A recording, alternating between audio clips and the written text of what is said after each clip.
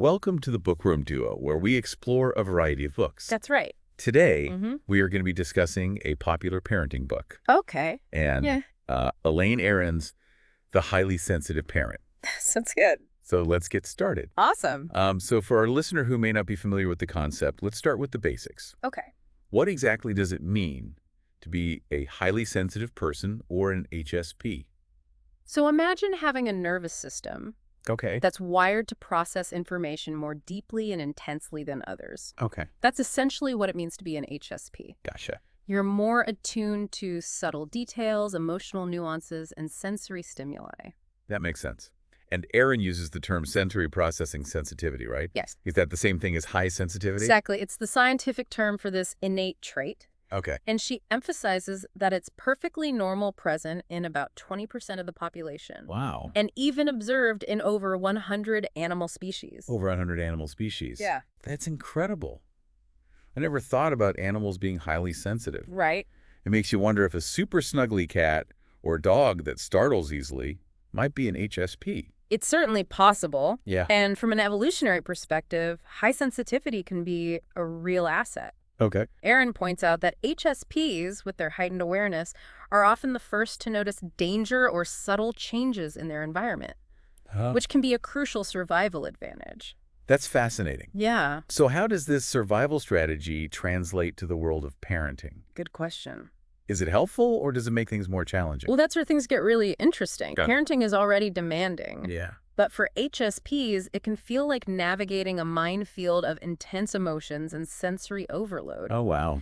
Aron's research reveals that HSPs actually find parenting more difficult than non-HSPs, but at the same time, they're also more attuned to their children's needs. It does seem like a bit of a double-edged sword. It is. Do you remember any specific examples from the book that illustrate this paradox? There's a particularly vivid anecdote where an HSP mother describes taking her son to Disney World. Okay. She was completely overwhelmed by the crowds, the noise, the lights, and the sheer sensory chaos of it all. I can only imagine. Yet she also experienced this profound joy watching her son's face light up with wonder and excitement. Wow. It perfectly captures the emotional intensity that HSPs often experience, feeling everything more deeply, both the highs and the lows. That's a perfect illustration. Yeah. It sounds like those intense feelings can really take a toll. Absolutely. So, if you're a highly sensitive parent, how do you handle all that intense stimuli? Where do you even begin? That's a crucial question. Yeah. And a big part of what Aron addresses in the book. Okay. She dedicates a significant portion to understanding and managing overstimulation, which is often the biggest challenge for HSPs, especially parents. And I imagine that constant overstimulation can lead to burnout. Absolutely. I know. I've definitely felt that way as a parent, even without the added sensitivity factor. Aron delves into the physiology of burnout, explaining how it impacts not just your emotional well-being, but also your physical health. Oh, wow. She describes 4 systems in the body that can wear down under chronic stress: Okay. the gastrointestinal, nervous, endocrine, and immune systems. Wow, I had no idea it could affect so many different systems in the body. Yeah. That really underscores the importance of managing overstimulation, not just for your mental health, but for your physical well-being, too. Exactly. And Aron provides a wide range of practical strategies to help HSPs cope with, and recover from overstimulation. Do you remember any tips that stood out to you as particularly helpful or unusual?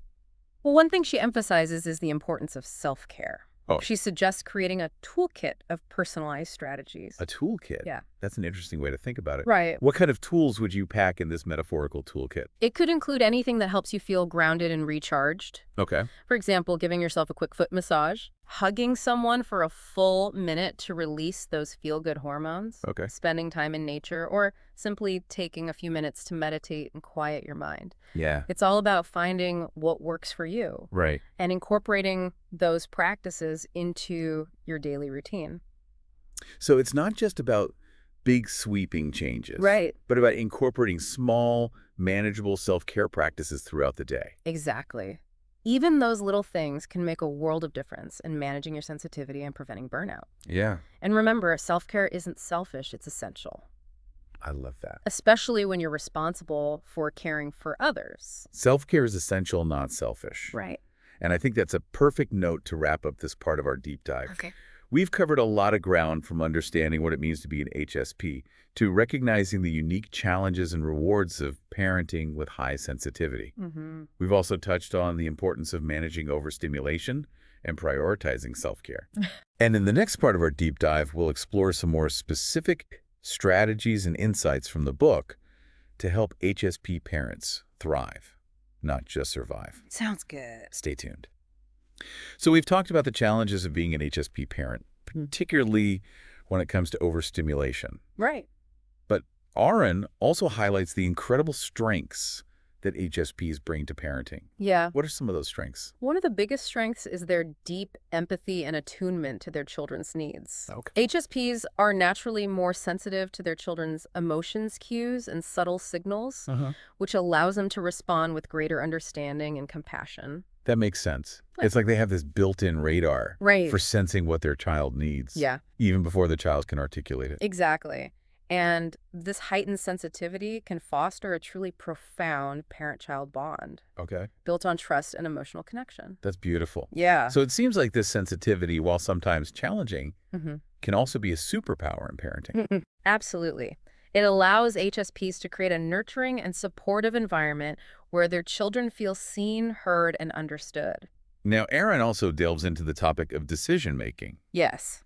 which can be a tricky area for HSPs. Right. She even uses the term decision paralysis. Uh-huh. What does she mean by that? HSPs tend to process information deeply, Okay. considering all the angles and potential consequences before making a choice. Mm. While this can be a strength in many areas of life, Yeah. it can also lead to feeling stuck, especially when faced with a barrage of options or conflicting information. I can definitely relate to that. Right. I remember reading a particularly funny anecdote in the book about an HSP parent agonizing over choosing the right kind of diaper. Oh, absolutely. That's a classic example of how even seemingly minor decisions can feel monumental for an HSP, Yeah. especially when it comes to their children's well-being. That old adage, paralysis by analysis. Right. But does Aron offer any advice for overcoming decision paralysis? Yeah. She does. She suggests practical steps, like accepting that there's rarely a perfect solution, Okay. considering the exit strategy if things don't work out, Mhm. and being mindful of who you ask for advice, seeking out those whose opinions you trust and who understand your sensitivity. Those are all great tips. Yeah, And it seems like trusting your intuition is a key theme throughout the book. absolutely. Aron encourages HSPs to tap into their inner wisdom Okay. and make decisions that feel aligned with their values and their child's needs. So it's about finding that balance between careful consideration and trusting your gut feeling. Precisely. Now, another area that Aron explores is the social challenges that HSPs often face, Okay. particularly feelings of guilt and shame. Oh, yes. This is something I wanted to ask about. Okay. Why are HSPs more susceptible to these emotions, especially in the context of parenting? Well, HSPs tend to be highly aware of social expectations and norms, Okay. and they often absorb other people's emotions. Hmm. This can lead to feeling responsible for things that are outside their control. Or feeling like they're constantly falling short of some idealized standard. So it's like they're carrying the weight of the world on their shoulders, feeling guilty for needing downtime, or Yeah. feeling ashamed if their child has a meltdown in public. Exactly. And Aron provides some really valuable advice for coping with these feelings. Okay. She talks about accepting blame gracefully, Mm-hmm. forgiving yourself for being human, Okay. and seeking out support from other HSPs. That last point about finding your tribe seems especially important. It is. Having that sense of community and shared experience can be so validating. It really can. Knowing you're not alone in your struggles can be incredibly empowering. Hmm. Now, shifting gears a bit, Okay. Aron also dedicates a chapter to navigating relationships as an HSP parent. I imagine that parenting can put a strain on any relationship. It can. But for HSPs with their heightened emotional sensitivity, it must be even more challenging. It can be. Aron shares a really poignant story about an HSP mother who is at her wit's end with her toddler. Her partner comes home from work and instead of offering support, gets frustrated with her for wanting to practice attachment parenting. Oh, no. It's a raw and relatable example of how miscommunication and differing needs can lead to conflict. That sounds incredibly frustrating. It can be. So how does Aron suggest couples navigate those differences and maintain a healthy relationship Right. while also juggling the demands of parenting? She emphasizes the importance of open and honest communication, Okay. active listening, validating each other's feelings and expressing needs clearly. She also talks about making conscious efforts to nurture the relationship, Okay. just like you nurture your children. It's like those little deposits into the relationship bank account, right? Exactly. Those small acts of kindness and appreciation that can make a big difference in keeping the connection strong. Exactly. It's about remembering that your partner is your teammate in this parenting journey Yeah. and that your relationship deserves time and attention just like your children do. And finally, Aron explores this really intriguing concept of calling Yes. and how it relates to parenting. What's her perspective on that? Well, she acknowledges that not everyone feels called to be a parent, and that's perfectly okay. Okay. But for those who do choose to embark on this journey, Right. she encourages them to find meaning and purpose in it, even on the tough days, Yeah. even when they're feeling exhausted and overwhelmed. I think that's such an important point.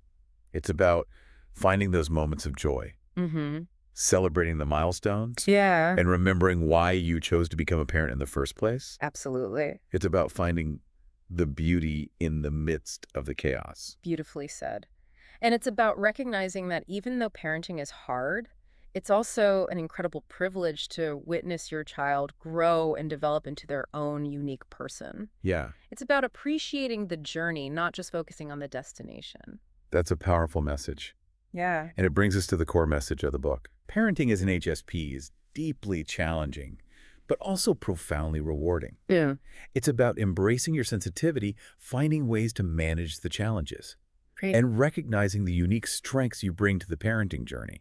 Exactly. It's about thriving, not just surviving. I like that. And it's about remembering that you are not alone. There are millions of HSTs out there, and many of them are parents who are facing the same challenges and celebrating the same joys that you are. It's about finding your tribe and supporting each other on this incredible journey of parenthood. Beautifully said.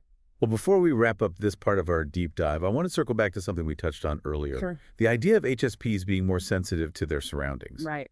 Aron emphasizes the importance of creating a home environment that feels safe, calming, and nurturing, both for you and your child. Yes, and this is where those self-care strategies we talked about earlier can really come into play. So for our listener who might be feeling overwhelmed just thinking about creating a perfectly serene home environment, Yeah. where do they even begin? Yeah. What are some practical steps they can take to make their home more HSP friendly? Well, it doesn't have to be a complete overhaul. Even small changes can make a big difference. Oh. Think about the things that trigger your sensitivity and the things that bring you a sense of peace and calm. So it's about being mindful of your sensory experiences. Yes. And making adjustments to create a more harmonious environment. Exactly.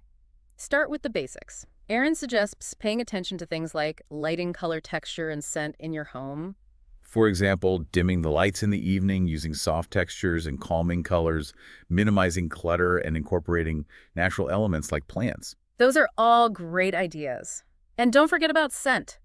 Essential oils can be a wonderful way to create a calming and relaxing atmosphere. I love using lavender oil to promote relaxation and sleep. Nice. And speaking of sleep, creating a quiet and comfortable sleep environment is crucial for everyone, Yeah, especially HSPs who tend to be more sensitive to noise and light. absolutely.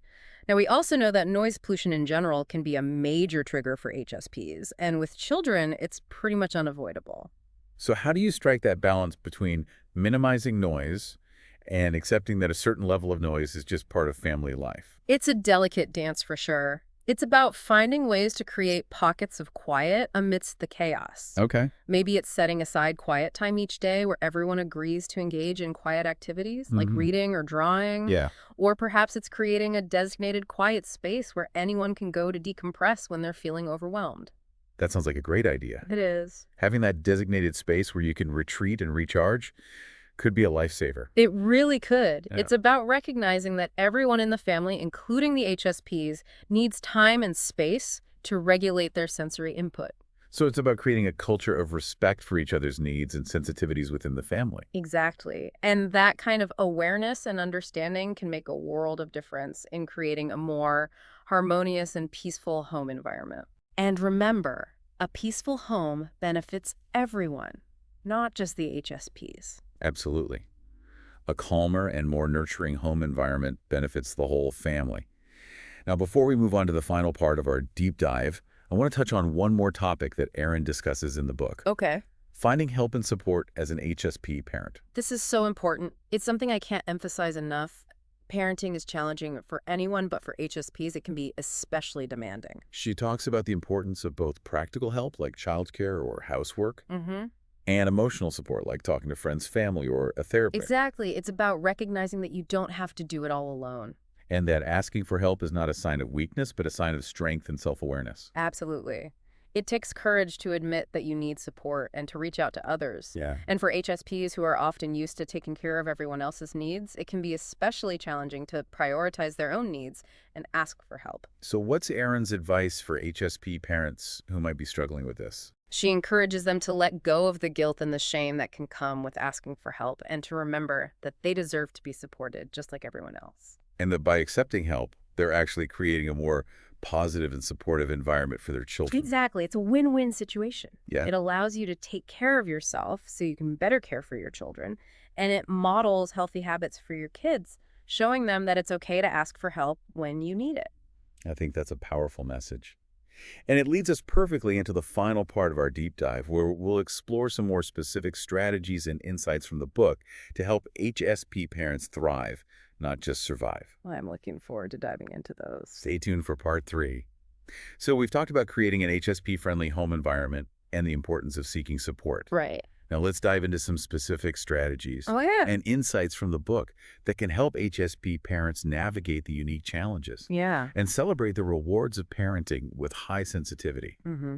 What are some of the key takeaways that you think our listeners should keep in mind? One of the most important takeaways, in my opinion, is that being a highly sensitive parent is both a gift and a challenge. Okay. It's about embracing your sensitivity, understanding its strengths and weaknesses, Uh-huh. and finding ways to navigate the unique challenges that come with it.